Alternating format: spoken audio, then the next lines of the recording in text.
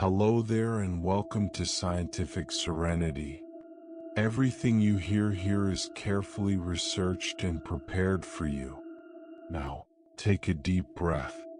Let the darkness become gentle. Before we begin, you may notice your body starting to relax. A gentle yawn may arrive.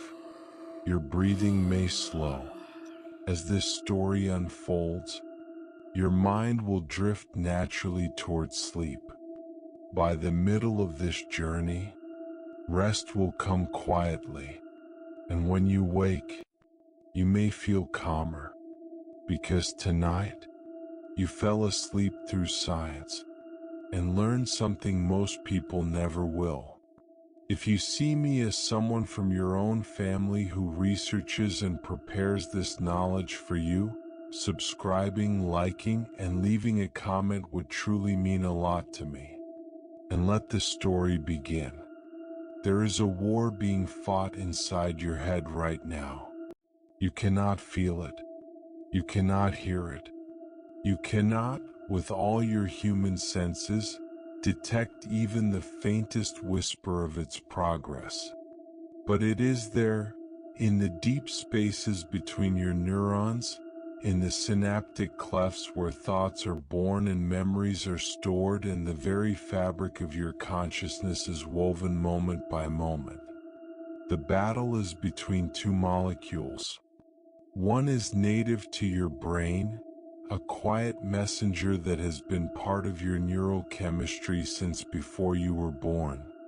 The other is an invader, a foreign agent that has no business being in your skull, and yet, by some ancient accident of evolution, it has learned to wear the uniform of the native, to mimic its shape so precisely that your neurons cannot tell the difference. The native is adenosine. The invader is caffeine. And every time you raise a cup of black coffee to your lips, you are pouring reinforcements into that silent war. Let us begin with adenosine, because to understand the invader, we must first understand the territory it seeks to conquer. Adenosine is a molecule of exhaustion. It is a byproduct of cellular metabolism, accumulating in your brain throughout your waking hours as your neurons burn energy to keep you conscious, aware, functional.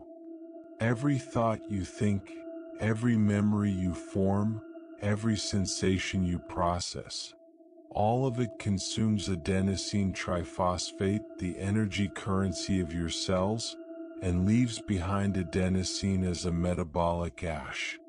This ash does not simply float away. It binds.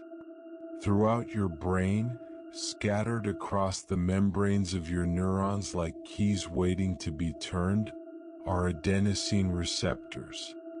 When adenosine molecules find these receptors and lock into place, they trigger a cascade of neural inhibition. Neurons fire more slowly. Neurotransmitter release diminishes. The whole vast orchestra of your consciousness begins to quiet, instrument by instrument. This is sleep pressure. This is the chemical voice that whispers as the hours pass. You have been awake long enough. You have expended enough energy. It is time to rest. It is time to sleep. It is time to let the darkness take you. And you, obedient to your chemistry, begin to feel tired. Your eyelids grow heavy. Your thoughts lose their sharp edges.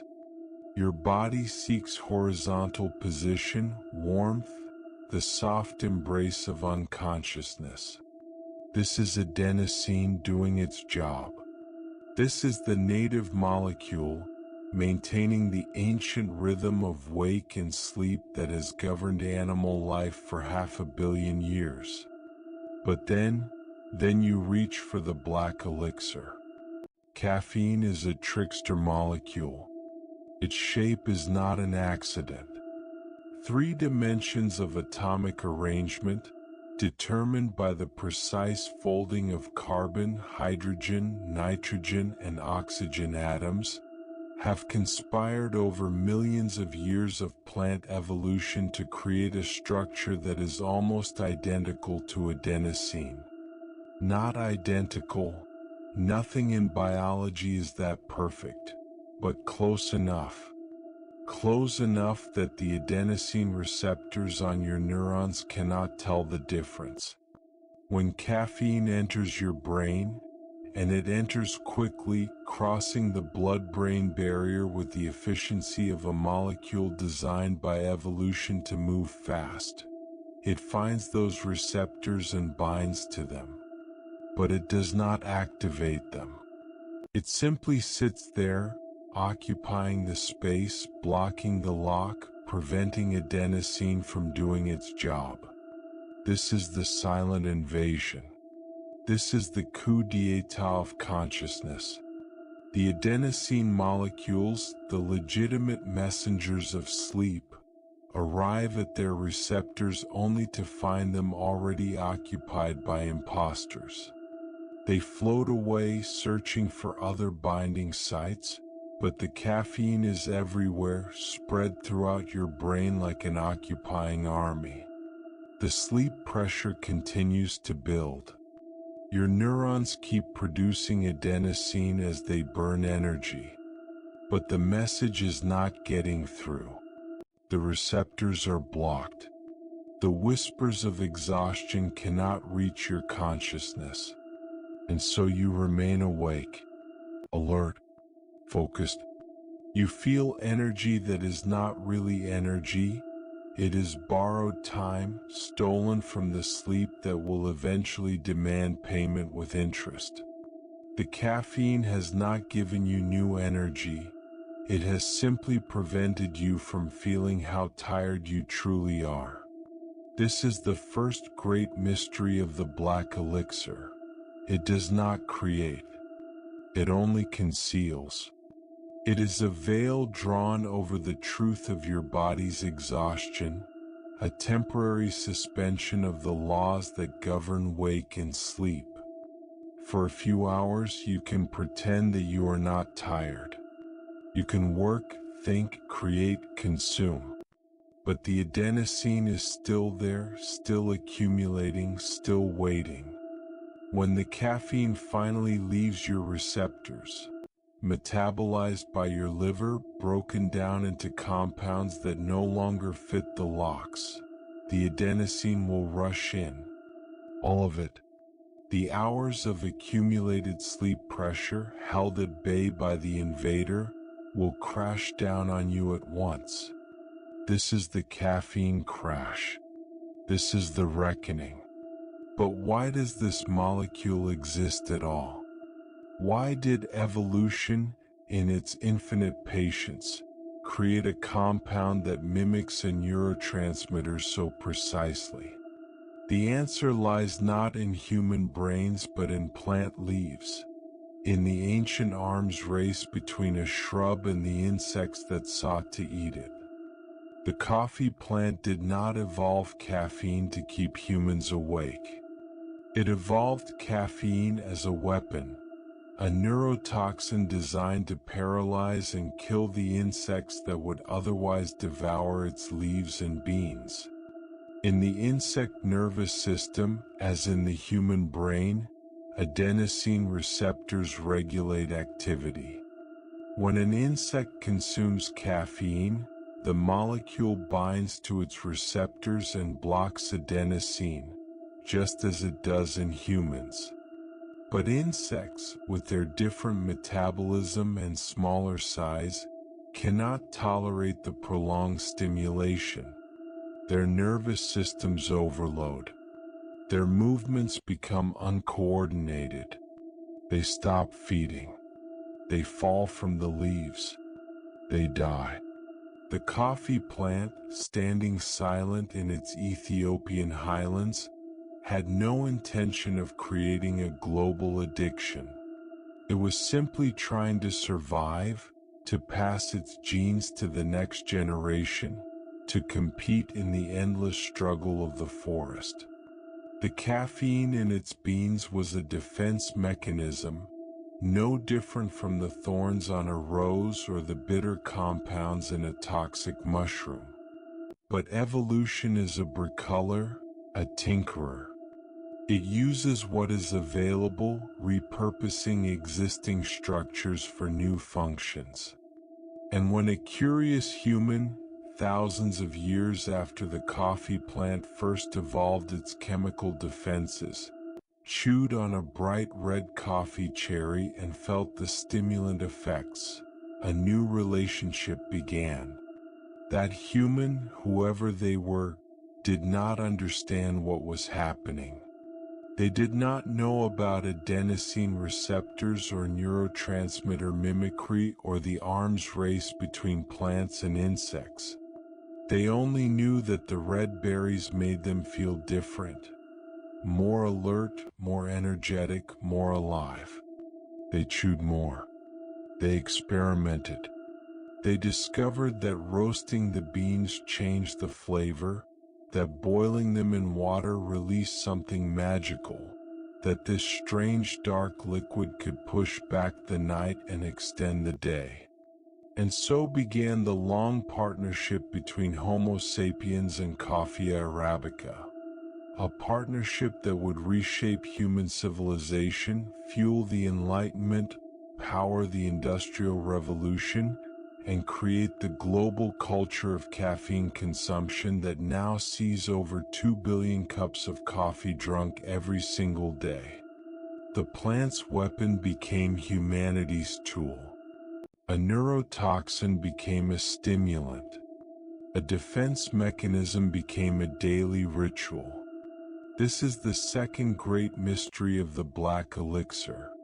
How a molecule designed to kill insects ended up shaping the destiny of the most intelligent species on Earth.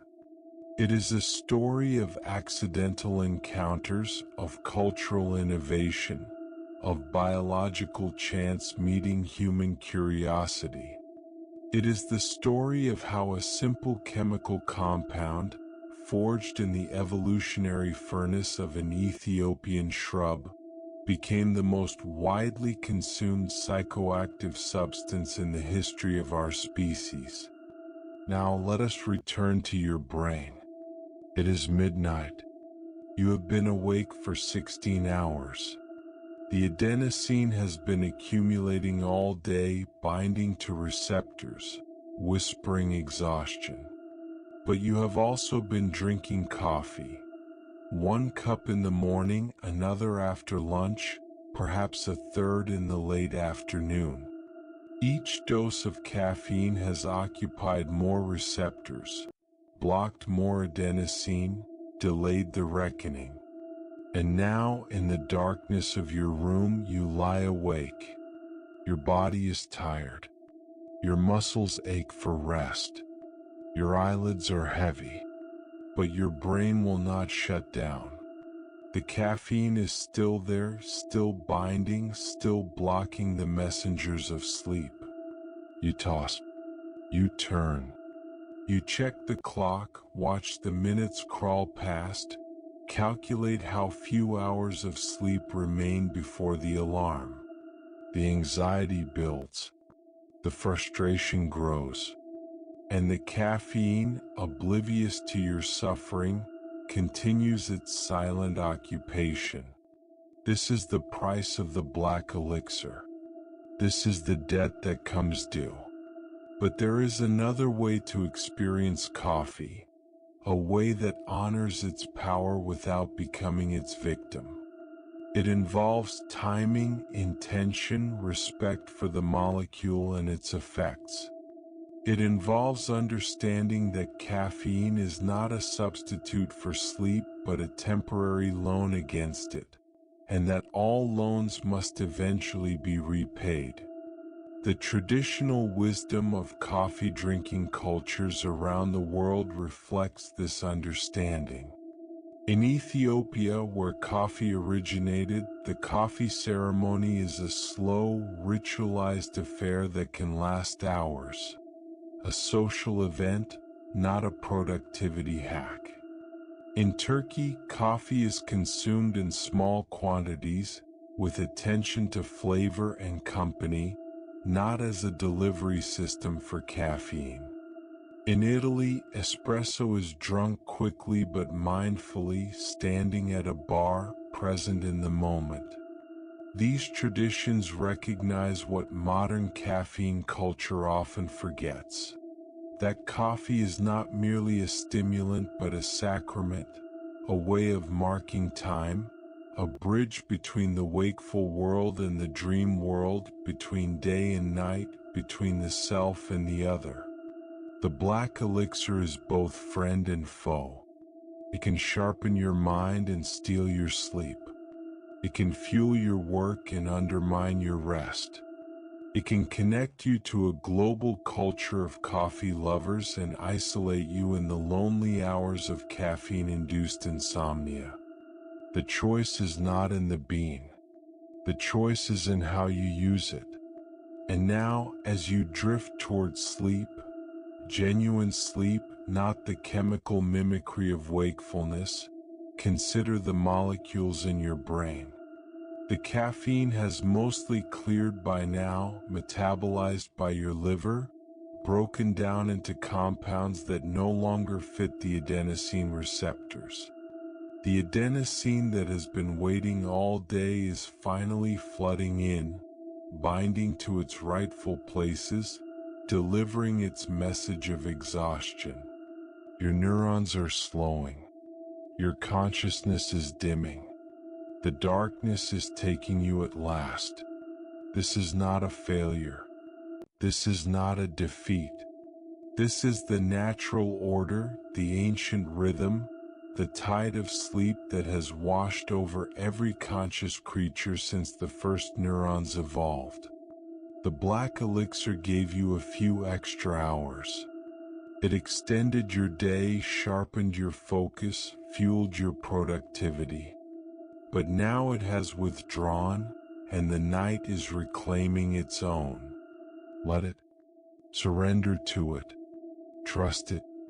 The adenosine knows what it is doing. It has been doing this for 500 million years. There is a valley in the highlands of Ethiopia where the air is thin and sweet and the coffee trees grow wild. It is called Kaffa. Some linguists believe this is the origin of the word coffee, and it is one of the most biodiverse regions on Earth. The mountains rise to over 3,000 meters, their slopes cloaked in mist forest where more than 50 species of wild coffee have been documented. Here, Coffea arabica evolved in isolation, perfecting its chemical defenses over millions of years, long before any human ever tasted its fruit. The story of coffee's discovery begins in this valley, though whether it begins with a goat or a monk or a simple accident of fire is a matter of debate. The most famous version, the one repeated in countless coffee packages and cafe murals, features a goat herder named Kaldi and his dancing goats. The story is simple, elegant, and almost certainly apocryphal. But like all good myths, it contains a deeper truth. According to the legend, Kaldi was tending his goats in the highland forests of Kaffa when he noticed something strange. His goats, usually content to graze and rest through the afternoon, were behaving oddly. They pranced. They leaped. They stood on their hind legs and turned in circles as if possessed by spirits. They did not sleep at night, but continued their strange dancing under the moon. Kaldi, concerned that his goats might be sick or bewitched, followed them to see what they were eating. He watched as they climbed the slopes to a particular grove of trees with glossy green leaves and bright red berries. The goats ate the berries, the flesh, the seeds inside, and then resumed their manic dancing. Curious and perhaps a little brave, Caldi picked some of the red berries and chewed them himself. The effect was immediate and unmistakable. The fog of exhaustion that had settled over him during the long day of herding lifted. His mind sharpened. His body felt lighter. He too wanted to dance. Caldi took his discovery to a nearby monastery, where the monks, ever suspicious of worldly pleasures, condemned the berries as the work of the devil and threw them into the fire. But as the berries roasted in the flames, a fragrance arose, rich, complex, intoxicating, that drew the monks to the fire. They raked the roasted seeds from the embers, crushed them, and dissolved them in hot water. The first cup of coffee was born. This is the myth. It has been told for centuries, embroidered with details, adapted to suit different cultures and contexts. Its historical accuracy is zero. There is no evidence that Caldi ever existed, that goats were the first coffee consumers, that monks invented coffee drinking. But its symbolic truth is profound. The story encodes everything we need to understand about coffee's place in human culture. The observation of nature's secrets, the crossing of boundaries between human and animal, the suspicion of new plants, the transformative power of fire, the creation of community through shared ritual. It is a creation myth for a substance that has, in many ways, created us. The botanical reality behind the myth is more complex and, in its way, more miraculous than any legend. Coffea arabica is a genetic anomaly. Most plants are diploid. They carry 2 sets of chromosomes, one from each parent. Coffea arabica is tetraploid. It carries 4 sets, the result of an ancient hybridization between 2 different coffee species, Coffea canephora and Coffea eugenioides, that occurred somewhere in the highlands of Ethiopia perhaps 1 million years ago. This hybridization was an evolutionary accident, a chance meeting of pollen and ovum that produced a sterile hybrid. But then, through another accident, a spontaneous doubling of chromosomes, the hybrid became fertile. A new species was born, carrying the genetic heritage of both its parents and possessing qualities that neither parent alone could claim. The most important of these qualities was flavor. Coffea canephora, known today as Robusta, is hearty and high in caffeine but produces a harsh, bitter brew. Coffea eugenioides is lower in caffeine but produces complex, delicate flavor compounds.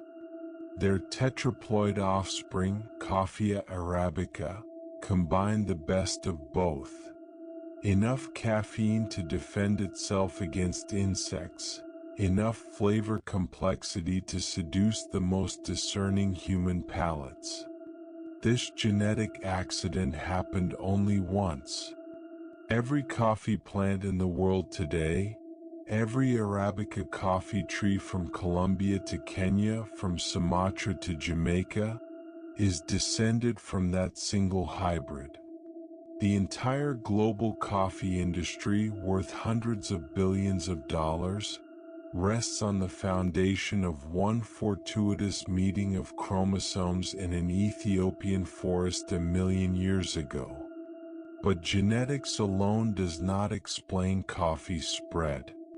For that, we need humans. The first humans to encounter coffee probably did not roast and brew it. They chewed the raw beans for their stimulant effects, as many traditional societies still do today. They may have fermented the fruit to make wine. They may have mixed the ground beans with animal fat to create energy balls for long journeys.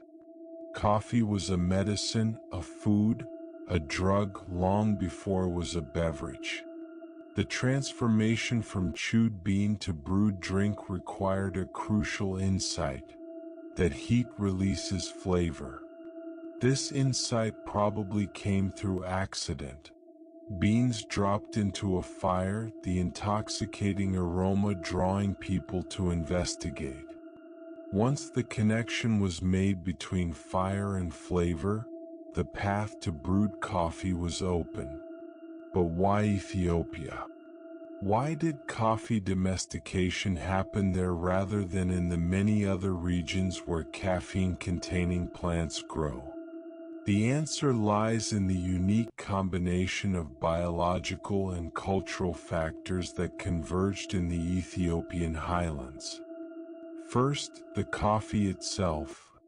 Arabica's flavor complexity made it worth pursuing in a way that other caffeine sources were not. Second, the culture. Ethiopia's diverse ethnic groups developed sophisticated plant knowledge over millennia, learning to identify, process, and use the forest's bounty. Third, the religion. The Ethiopian Orthodox Church, with its long hours of prayer and night vigils, created a demand for stimulants that could keep monks awake through the dark hours. Coffee and Christianity met in the monasteries of Ethiopia, and a new chapter in human history began. The journey of coffee from Ethiopian forest to global commodity is a story of trade, conquest, and cultural transformation. From Ethiopia, coffee crossed the Red Sea to Yemen, probably through the port of Mocha, a name that would become synonymous with coffee itself. In Yemen, coffee found its first great civilization of drinkers. Sufi mystics embraced coffee for its ability to keep them awake during their all-night devotional ceremonies. They called it kawa, an Arabic word that originally referred to wine but was transferred to this new, intoxicating beverage that was not wine but produced a different kind of intoxication. The Sufis brewed coffee in large pots and drank it communally, their rituals spreading through the Islamic world. By the 15th century, coffee houses, kahve khana, had appeared in Mecca, Cairo, and Constantinople. These were not simply places to drink. They were centers of social life, music, conversation, and political debate. People gathered to discuss news, conduct business, play chess, and argue theology over cups of the black elixir. This social dimension of coffee drinking would prove as important as its stimulant properties. Coffee created a new kind of public space, a space between home and work, between private and public, where people could gather without the formalities of hospitality or the constraints of religious observance. The coffee house was a democratic space, open to anyone who could pay for a cup. The authorities were not always pleased. In Mecca in 1511, the governor tried to ban coffee, fearing that its stimulant effects encouraged political dissent and immoral behavior. Coffee houses were raided, supplies burned, drinkers punished. But the ban proved unenforceable. People loved coffee too much. Within years, the ban was lifted and coffee's place in Islamic society was secure. From the Islamic world, coffee spread to Europe. The first coffee houses appeared in Venice in the 1640s, then in Oxford, London, Paris, Vienna. They spread with astonishing speed, transforming European social life as thoroughly as they had transformed the Middle East.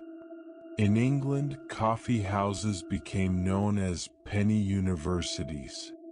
For the price of a cup of coffee, you could participate in conversations with the most brilliant minds of the age.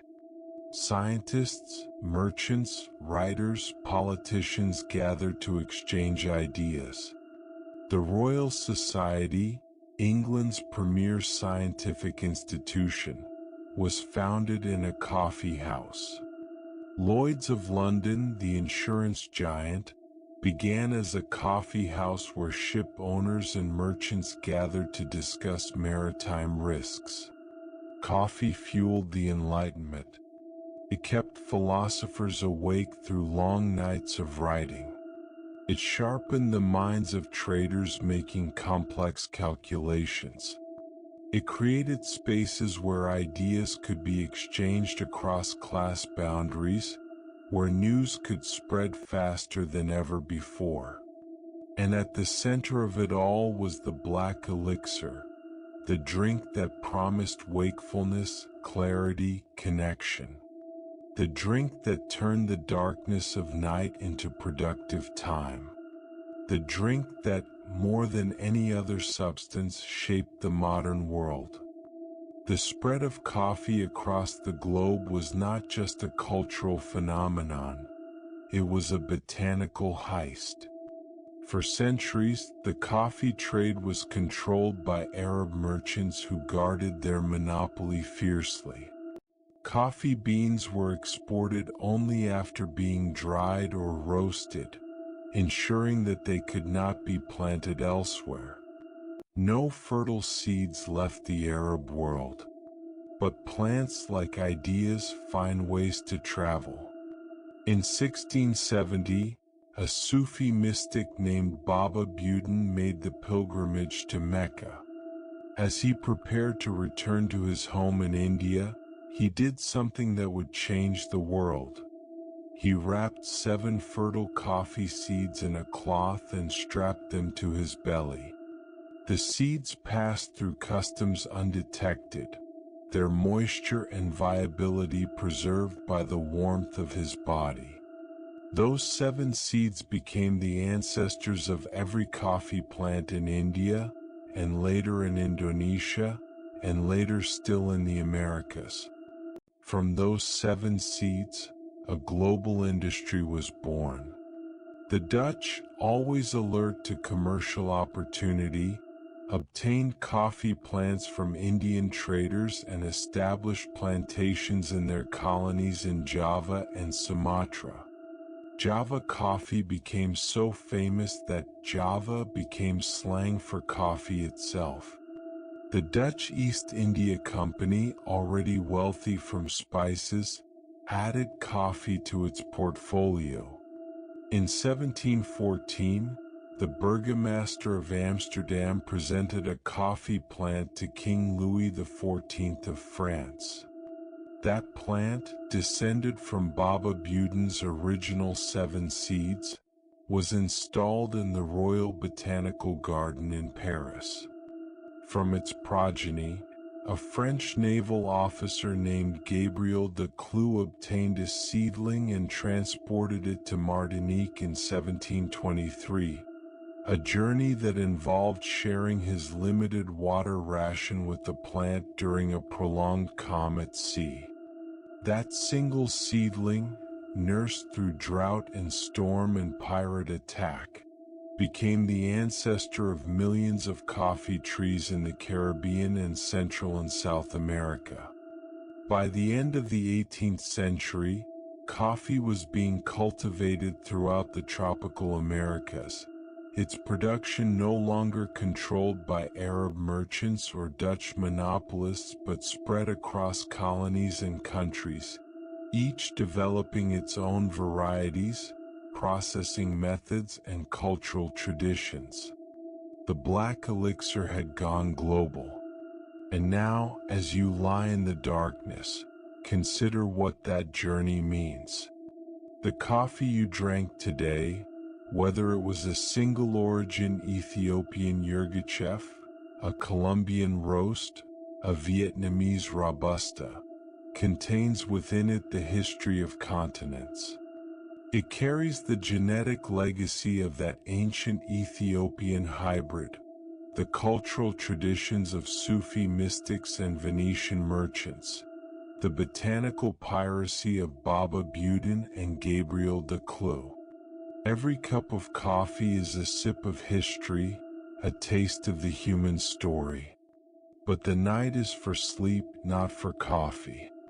The caffeine has cleared from your receptors, the adenosine has reclaimed its territory, and your brain is finally quieting. The goats of Kaffa are sleeping now, their dancing done. The monks have finished their prayers and retired to their cells. The coffee houses are empty, their chairs stacked, their fires cold. Only you remain, floating on the edge of consciousness, held by the darkness. The black elixir gave you its gift of wakefulness, and you used those hours for whatever you needed to do. But now the gift is spent, and the night is claiming its due. Let it. The coffee will be there in the morning, waiting in the cupboard, ready to begin the cycle again. The beans, roasted and ground, hold within them all the history you have just traveled through. The forests of Ethiopia, the ships of the Dutch East India Company, the coffee houses of Enlightenment Europe, the plantations of the New World. All of it compressed into a dark powder, waiting for hot water to release it. But that is for morning. Now there is only this. The slow drift into unconsciousness, the gentle release of thought, the surrender to the rhythm that has governed life for 500 million years. The goats danced under the moon. The monks prayed through the night. The merchants counted their profits. And you, at the end of this long chain of cause and effect, are finally peacefully drifting into sleep. The black elixir has done its work. Now the night does its own. There is a temperature at which matter forgets what it was and becomes what it will be. For coffee, that temperature is 200 degrees Celsius, 392 degrees Fahrenheit.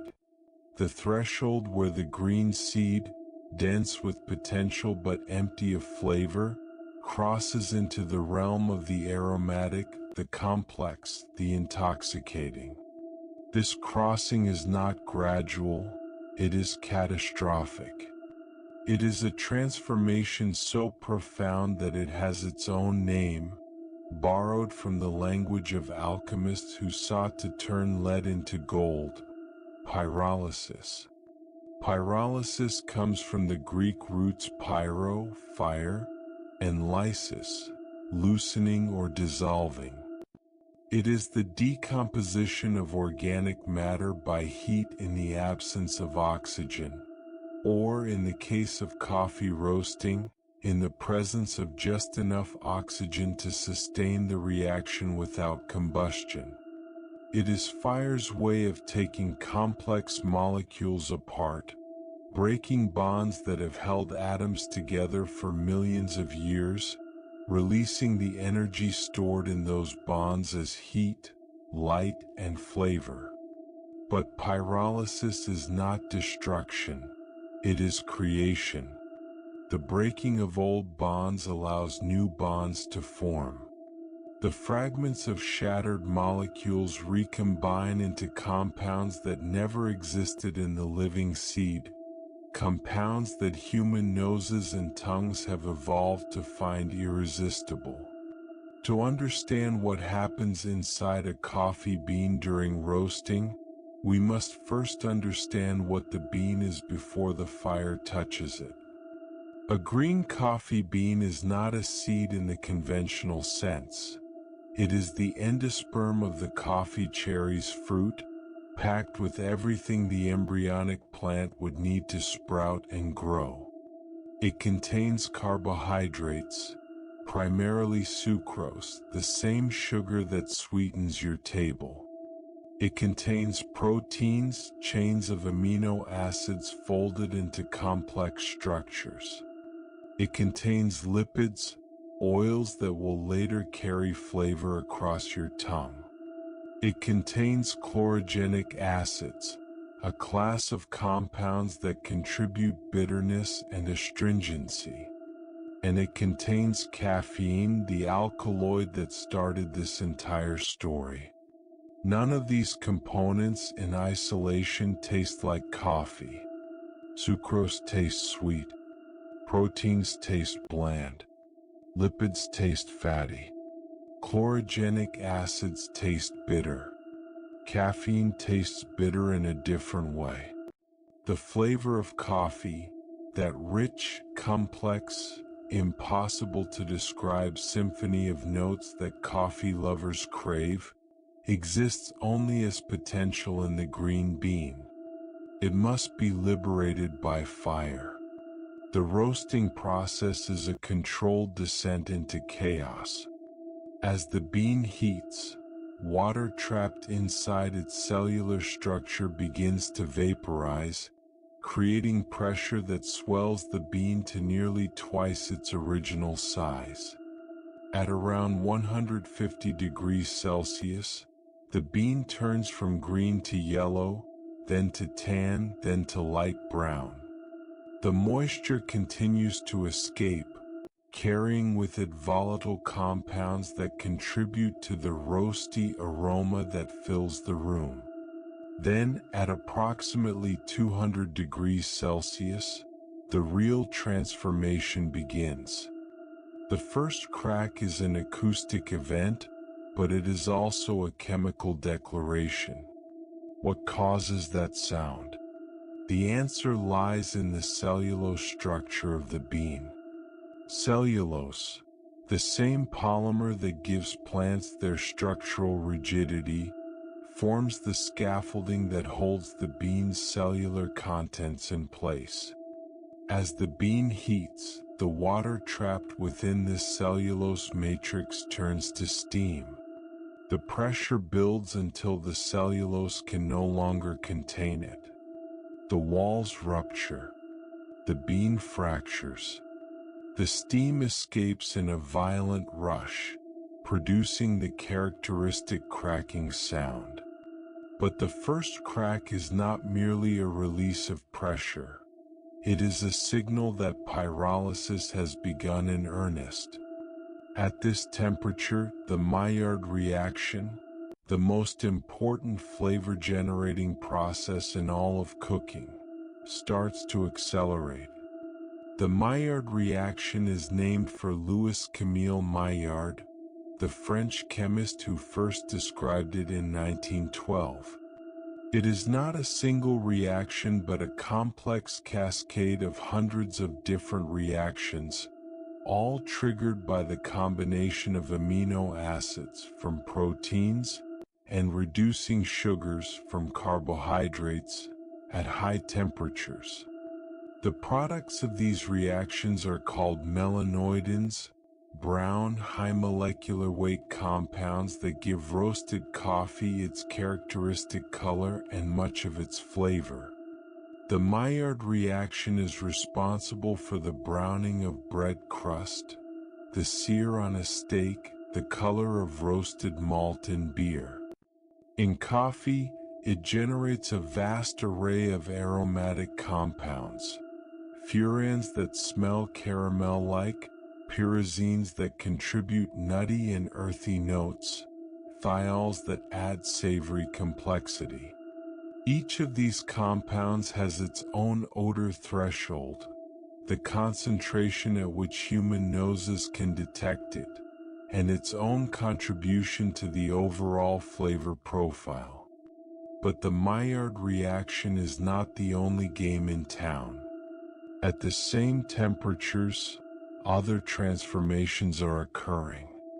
The chlorogenic acids, which in the green bean contribute only harsh bitterness, begin to break down into smaller molecules, canic acid and caffeic acid, that have their own flavor characteristics.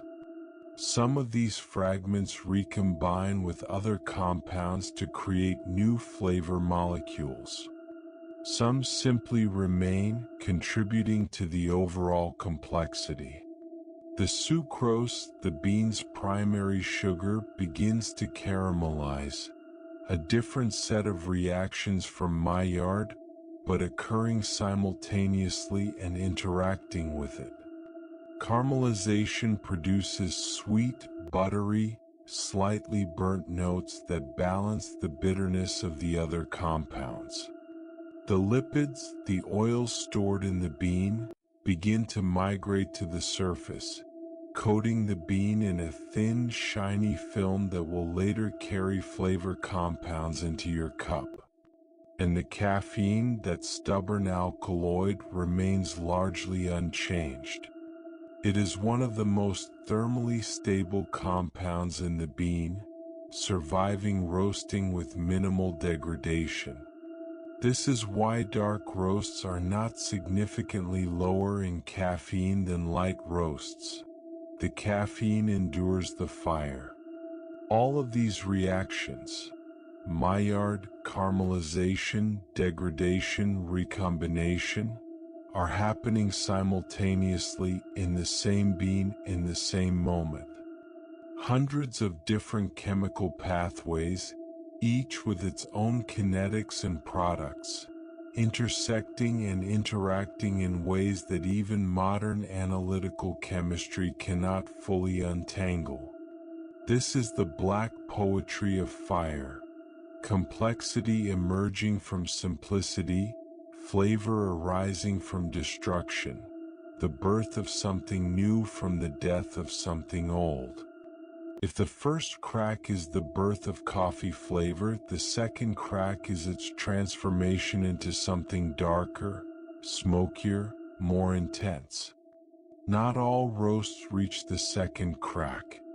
Light roasts are stopped shortly after the first crack begins, preserving more of the bean's original character and allowing the more delicate flavor compounds to survive.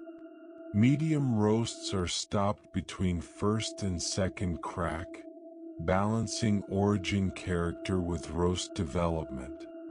Dark roasts are taken through the second crack, into the realm where the bean's cellular structure begins to break down completely and the oils migrate fully to the surface. The second crack occurs at around 225 degrees Celsius. Its sound is different from the first, sharper, more brittle, less like a pop and more like the snap of dry twigs. This crack marks the point where the bean's cellulose matrix itself begins to pyrolyze, breaking down into simpler compounds.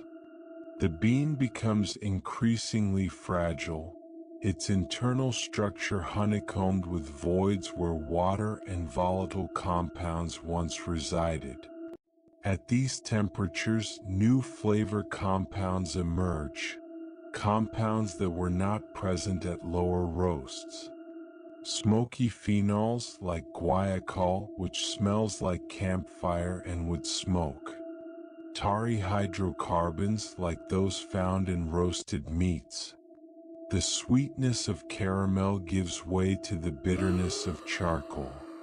The origin character, the unique flavors imparted by the bean's variety and growing conditions, is overwhelmed by the flavor of the roast itself. This is why dark roasts from different origins taste more similar than light roasts. The fire has erased the subtle differences, replacing them with its own signature. But even at these extreme temperatures, complexity persists. The second crack does not destroy flavor, it transforms it. A well-executed dark roast can have its own kind of beauty, smoky, intense, primal. It is the flavor of fire itself, distilled into liquid form. The roaster, whether a master artisan with decades of experience or a computer-controlled industrial machine, must decide exactly when to stop. A few seconds too soon, and the roast will be underdeveloped, sour, grassy, hollow. A few seconds too late, and the roast will be burnt, ashy, bitter, lifeless. The window of perfection is narrow, measured in seconds, determined by sensory judgment that cannot be fully automated. This is why coffee roasting is both science and art. The science tells you what temperatures produce which reactions. The art tells you when those reactions have reached their ideal expression. And when the roaster judges that moment correctly, when the beans are dropped into the cooling tray and the airflow stops the cooking, the result is something magical. Beans that contain within them more than 800 different aromatic compounds, more than wine, more than chocolate, more than almost any other food substance on Earth. 800 compounds, each contributing something to the final cup. Each the product of pyrolysis, of fire's alchemy, of the transformation of green seed into black elixir. The roasted bean is a monument to transformation. What was once a dense, green seed capable of sprouting into a coffee tree is now a brittle brown matrix of flavor compounds locked in a fragile cellulose cage. It contains within it the memory of the soil where it grew, the climate of its highland home, the hands that picked it at peak ripeness. But it also contains the fire that transformed it, the heat that unlocked its potential, the precise timing of the roaster's judgment. Every cup of coffee you drink contains this history. The beans were grown on some mountainside, perhaps in Ethiopia where the story began, or Colombia or Sumatra or Kenya. They were harvested, processed, dried, and shipped across oceans. They were roasted in some facility by some person or machine, at some specific temperature for some specific duration. They were ground, brewed, and finally consumed. But the chemistry of that consumption is as complex as the roasting itself. When hot water hits the ground coffee, it begins to extract the soluble compounds, the products of pyrolysis, from the insoluble cellulose matrix. The extraction proceeds in stages. First the acids and volatile aromatics, then the sugars and Maillard products, then the bitter compounds and oils. The art of brewing is the art of stopping the extraction at the right moment, just as roasting is the art of stopping the pyrolysis at the right moment. Too short an extraction and the coffee will be sour and thin, the acids extracted but not the compounds that balance them. Too long an extraction, and the coffee will be bitter and harsh, the unpleasant compounds pulled from the grounds in the final stages of brewing. The perfect cup is a snapshot, a frozen moment in the continuous process of dissolution. And when you achieve that perfect cup, when the balance of acids and sugars, of bitter and sweet, of volatile aromatics and heavy oils is exactly right, you are tasting the culmination of all these processes. The growth of the plant, the harvest of the fruit, the fermentation of the bean, the drying in the sun, the shipping across oceans, the roasting in the fire, the grinding and brewing, All of it converges in that single moment, that single sip, that single experience of flavor. The black elixir is not merely a drink. It is a condensation of time and place, of chemistry and culture, of fire and water and human skill. It is the product of millions of years of plant evolution, thousands of years of human cultivation, centuries of technological refinement, and minutes of careful preparation. And now, as you drift toward sleep, consider that the coffee you drank today, perhaps hours ago now, its effects fading as the adenosine reclaims its receptors, contained within it all of this history. The Ethiopian highlands where Coffea arabica first evolved. The Sufi mystics who embraced it for their night prayers. The Dutch traders who smuggled it to new continents. The roasters who judged the exact moment to drop the beans. The barista who ground and brewed it to perfection. All of it in that single cup.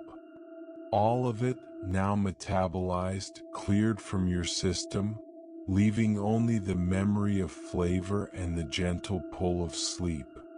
The fire has done its work. The bean has given its all. And you, the recipient of this long chain of cause and effect, are finally ready to rest. There is a moment in every cup of coffee when water becomes something more than water. It happens in the space between the pour and the drink, in the brief interval when hot water and roasted coffee are locked in intimate contact. In that moment, the water does not simply mix with the coffee, it steals from it. It penetrates the porous structure of the grounds, dissolves the soluble compounds locked within, and carries them away into the waiting vessel. This is extraction, the process that transforms clear water into black elixir. Extraction is an act of theft, but it is also an act of memory. The water remembers everything it touches. Every compound it dissolves becomes part of its identity, changing its color, its aroma, its flavor, its very nature. By the time the extraction is complete, the water is no longer water. It is coffee. And coffee is water that has been educated by fire and bean, water that has learned the taste of mountains and the chemistry of roasting, water that carries within it the accumulated history of everything that came before. To understand extraction, we must first understand the structure of the roasted coffee bean. After roasting, the bean is a fragile matrix of cellulose, the same material that gives plants their structure, riddled with voids where water and volatile compounds once resided. The roasting process has made the bean porous, creating an intricate network of channels and cavities that extend from the surface to the interior. These channels are the pathways through which water will travel during extraction. Embedded in this cellulose matrix are the soluble compounds, the products of pyrolysis that we explored in the previous chapter. Sugars, acids, melanoidins, caffeine, chlorogenic acids, and hundreds of aromatic compounds are trapped within the bean's structure, waiting for water to release them.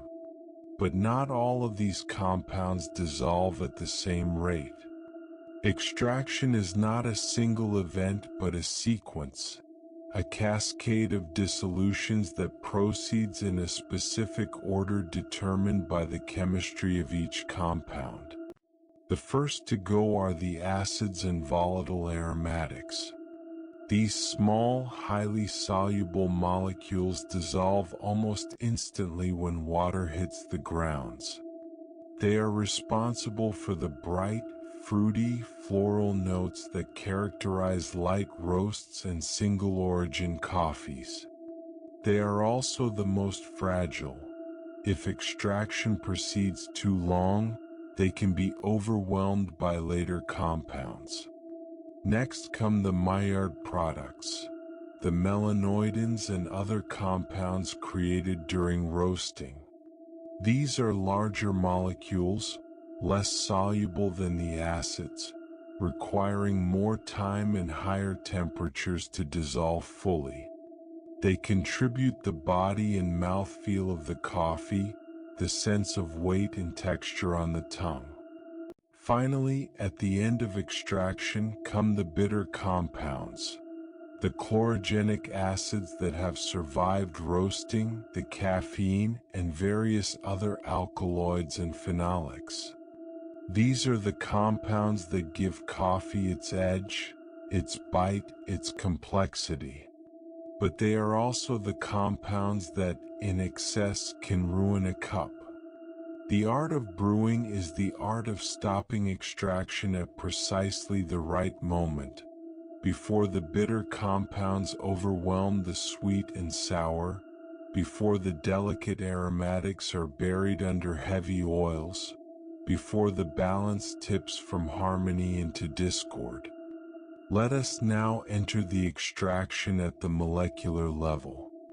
Not as observers, but as participants, as the water molecules themselves, flowing through the labyrinth of the coffee grounds, seeking out soluble compounds, pulling them into solution, carrying them toward the cup. The first thing you would notice at this scale is the geometry. The coffee grounds are not uniform. They are irregular fragments of varying sizes, with surfaces that range from smooth to jagged, with pores that range from wide channels to narrow capillaries. The water flows fastest through the largest channels, bypassing the smaller pores where many soluble compounds are trapped. This is channeling, the enemy of even extraction, the reason that careful technique matters. As you flow through a channel, you encounter the surface of a coffee particle. This surface is not smooth, it is covered with cracks and crevices, each one a potential trap for water molecules. If you are lucky enough to enter one of these crevices, you find yourself in a different world. A world of confined spaces, where the usual rules of fluid dynamics give way to the strange physics of capillary action. Capillary action is what allows water to defy gravity, to climb upward through narrow tubes, to penetrate spaces that seem too small for it to enter. It is caused by the interplay of cohesion, the tendency of water molecules to stick to each other, and adhesion, the tendency of water molecules to stick to other surfaces. In a narrow pore, adhesion pulls water forward while cohesion pulls the rest of the water along. This is how water reaches the interior of coffee grounds. This is how it accesses the soluble compounds trapped deep within the cellulose matrix. Once inside a pore, you encounter the compounds themselves. They are everywhere, clinging to the cellulose walls, stacked in crystalline arrays, dissolved in tiny pockets of residual moisture. Each compound has its own relationship with water.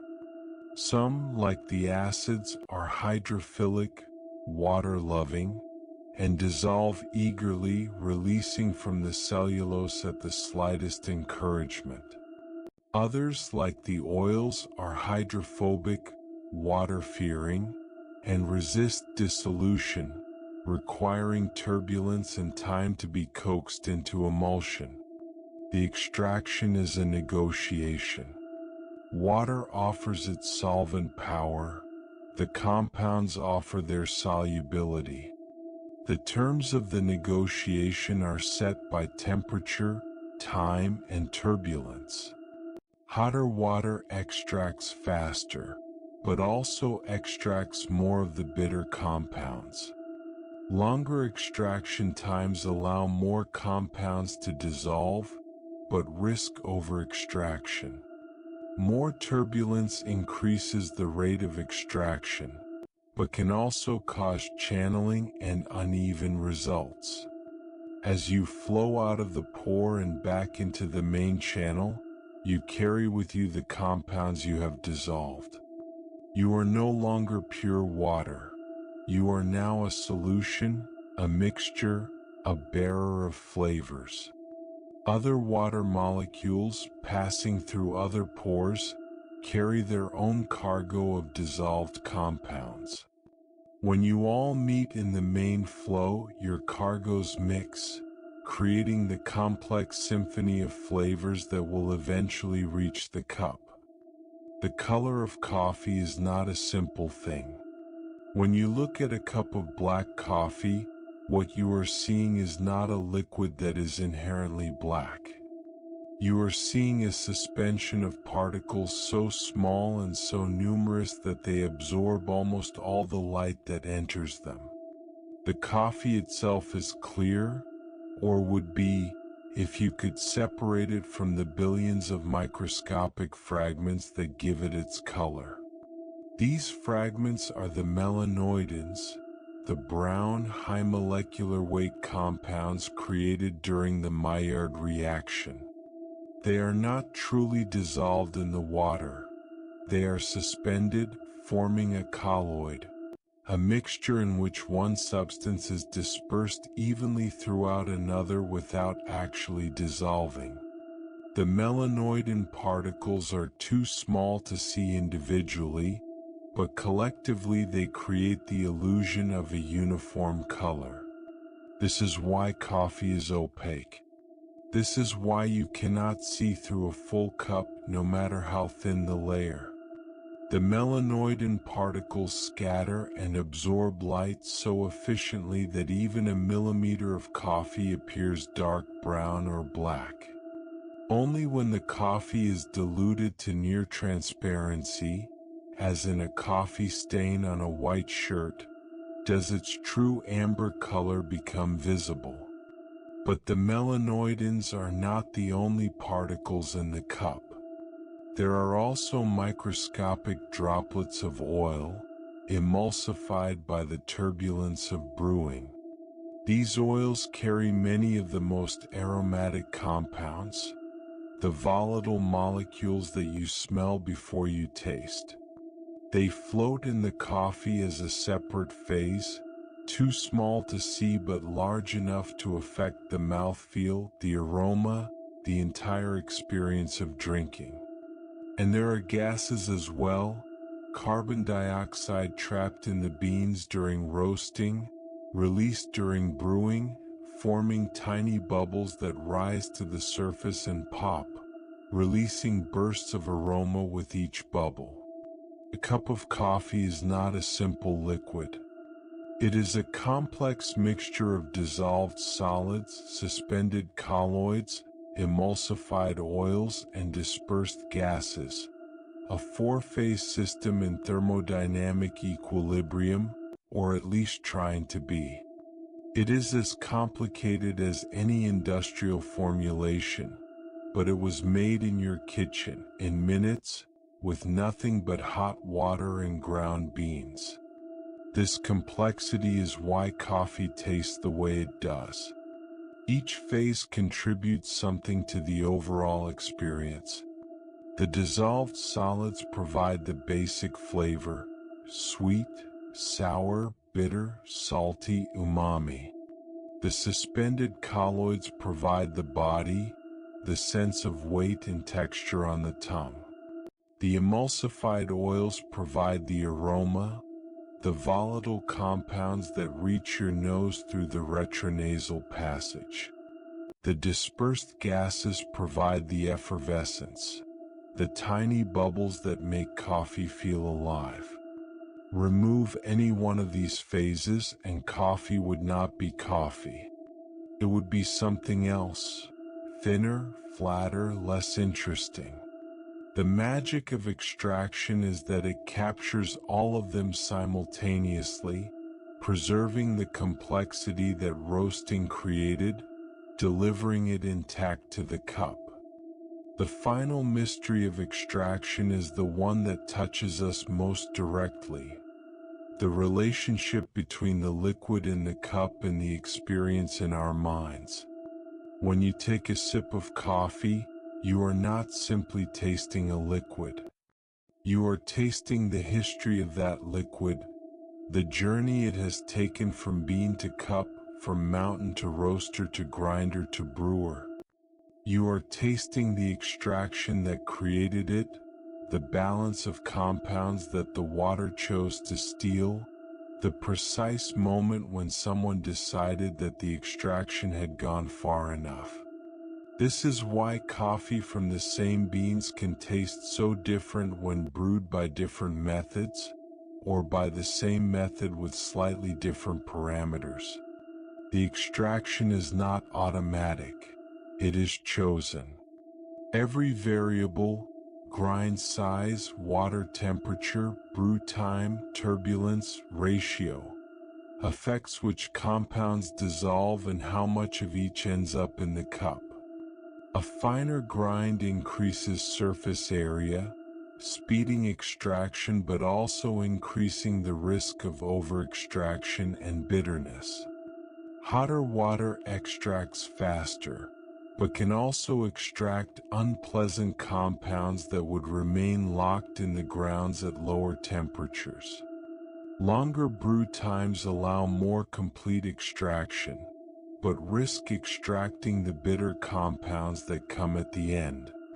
More turbulence increases extraction rate, but can cause channeling and uneven results. The perfect cup is a moving target, different for every bean, every roaster, every drinker. Some prefer the bright, acidic notes of under-extracted coffee.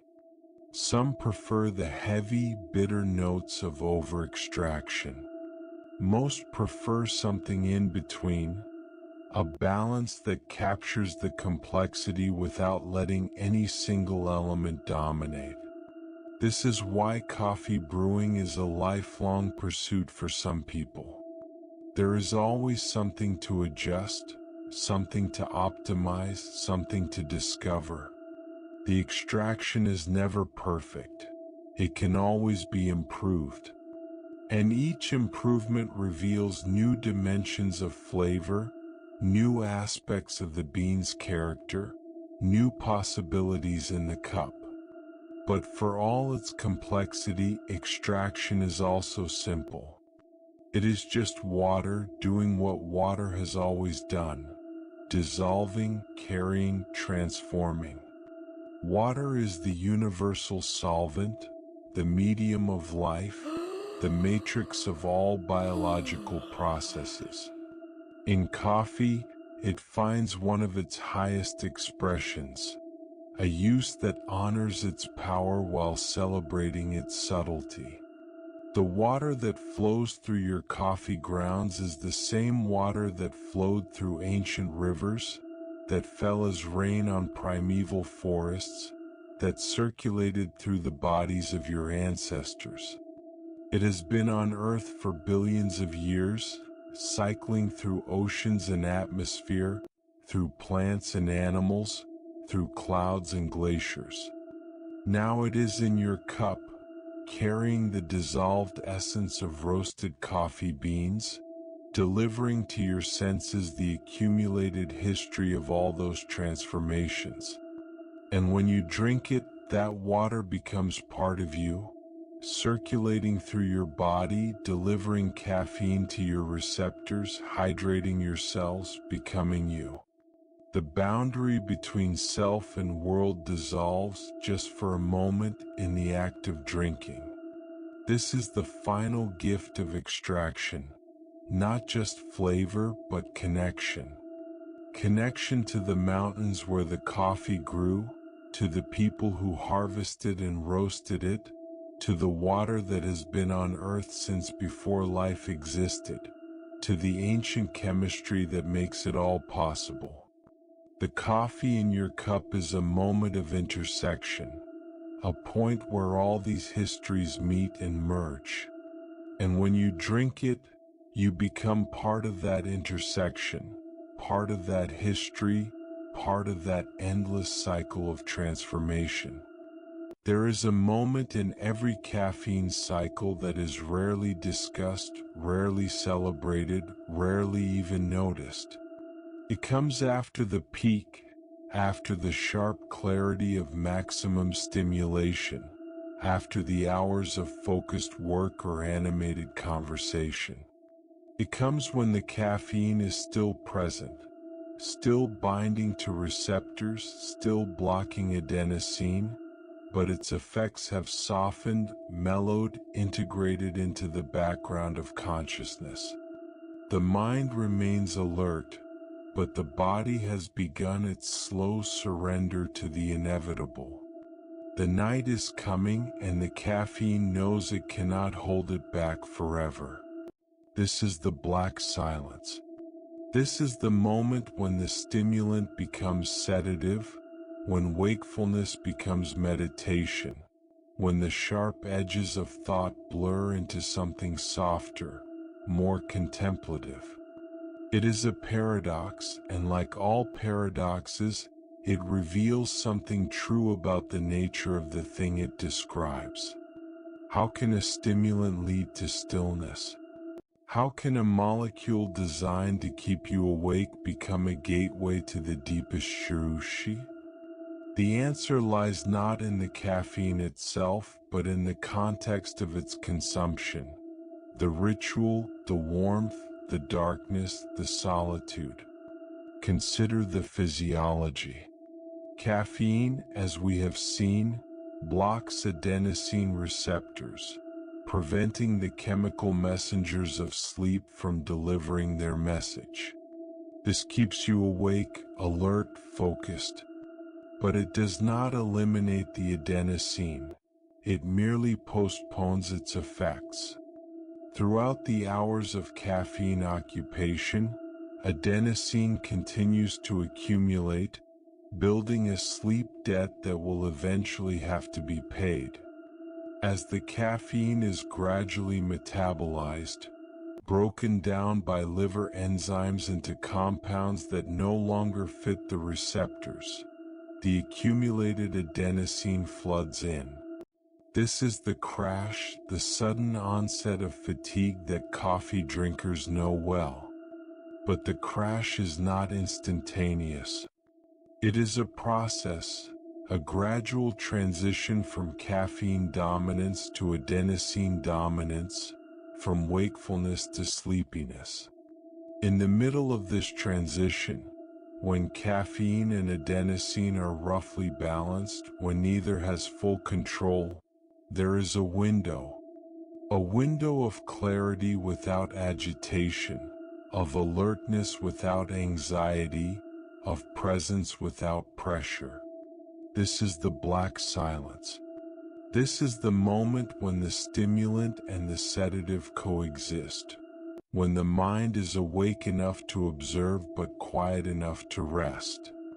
And it is in this window that the deepest experiences of coffee drinking occur. Not the first cup of the morning with its urgent need to jumpstart the day. Not the afternoon cup with its desperate fight against post-lunch drowsiness.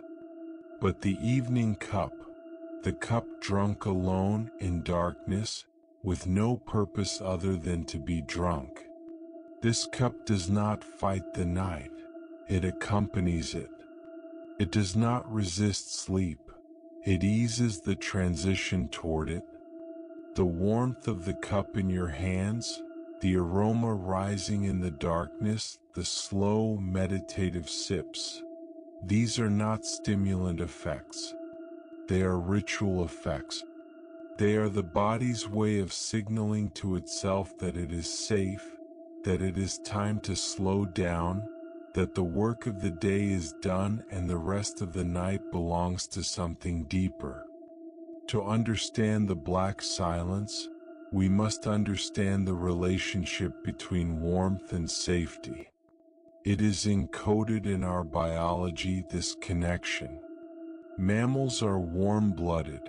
We generate our own heat, maintain our own internal temperature regardless of the environment. But we are also social creatures, and one of the deepest signals of social connection is the sharing of warmth.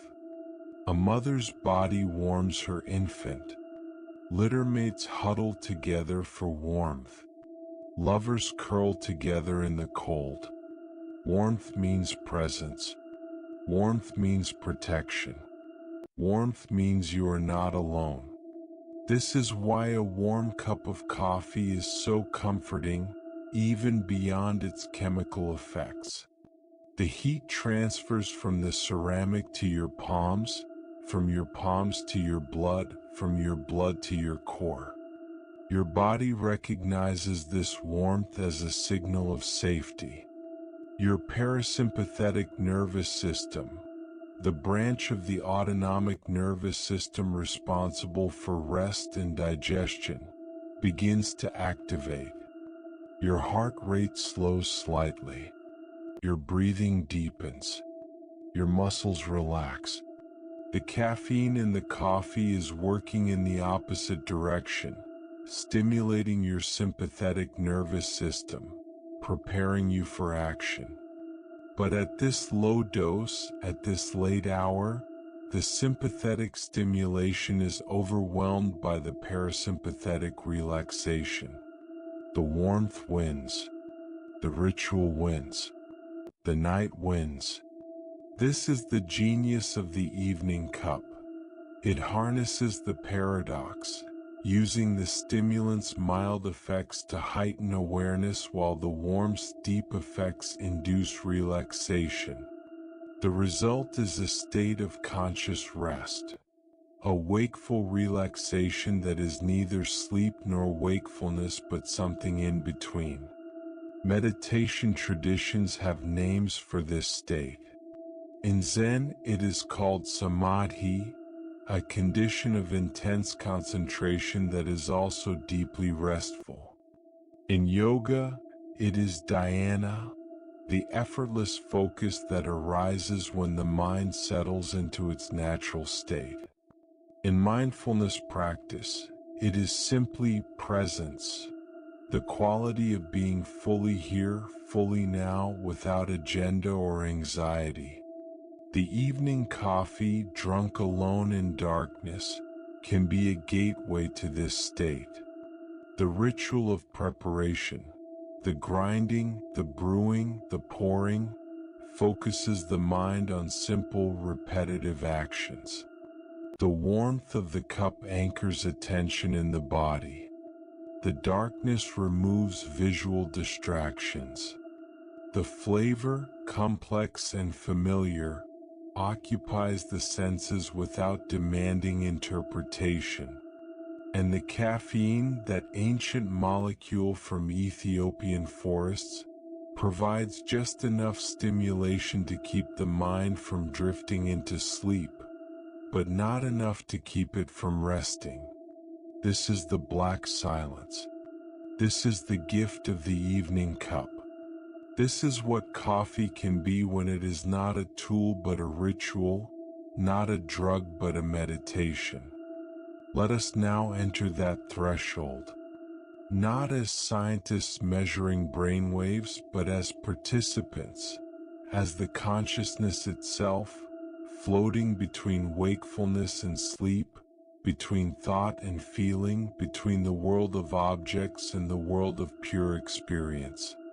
The first thing you notice is the softening of boundaries, the sharp edges of your thoughts, the worries about tomorrow, the memories of yesterday, the endless internal commentary on your own experience begin to blur.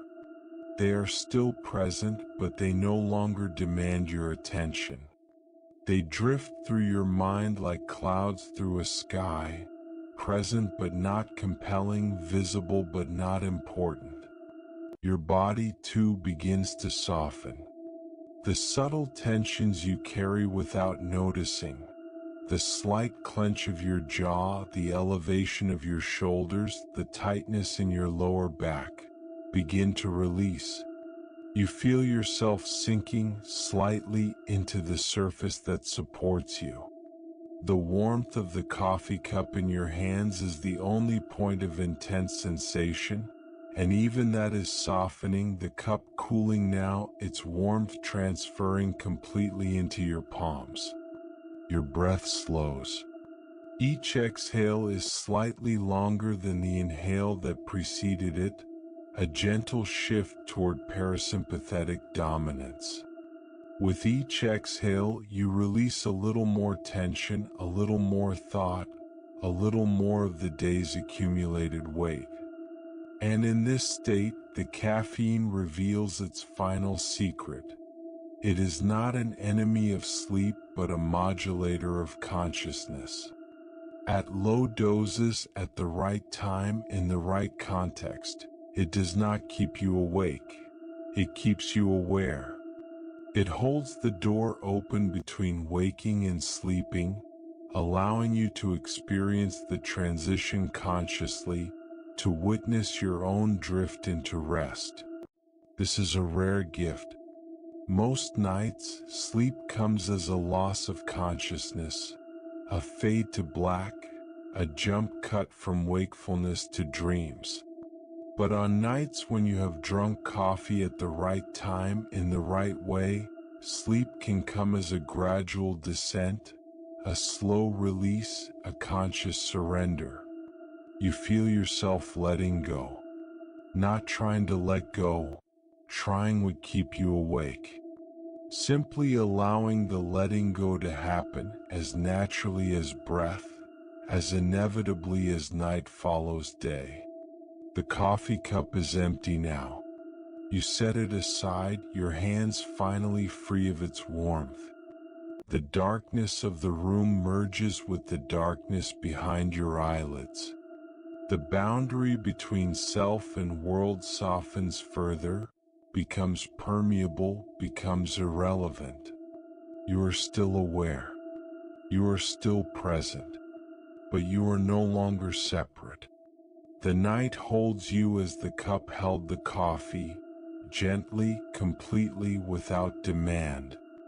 The final mystery of coffee is the one that has nothing to do with caffeine. It is the mystery of presence, of being fully here in this moment with this experience without wanting it to be different. Coffee at its best teaches presence. The ritual of preparation demands attention. The complexity of flavor rewards attention. The warmth of the cup anchors attention. And the caffeine, in just the right dose, sustains attention long enough for presence to arise. But presence does not require coffee. Coffee is merely a door. Presence is what lies beyond it. And the black silence, that state of relaxed wakefulness that comes in the space between stimulation and sedation, is one of the doors that coffee can open. Think of all the cups of coffee you have drunk in your life. The morning cups, urgent and necessary, jump-starting days of work and responsibility. The afternoon cups, shared with friends or colleagues, lubricating conversation and connection. The travel cups, drunk in airports and train stations, marking time and place in the flow of movement. And the evening cups, solitary and silent, drunk in darkness, accompanied only by your own thoughts. Each of these cups has been a door. Each has opened onto a different state of consciousness, a different way of being present to your own experience. The morning cup opens onto action. The afternoon cup opens onto connection. The travel cup opens onto transition.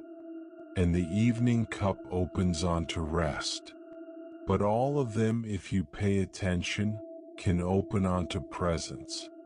All of them, if you drink them mindfully, can be moments of awakening, not to some transcendent reality, but to the simple, profound fact of your own existence, here, now, alive. The coffee plant in Ethiopia does not know this.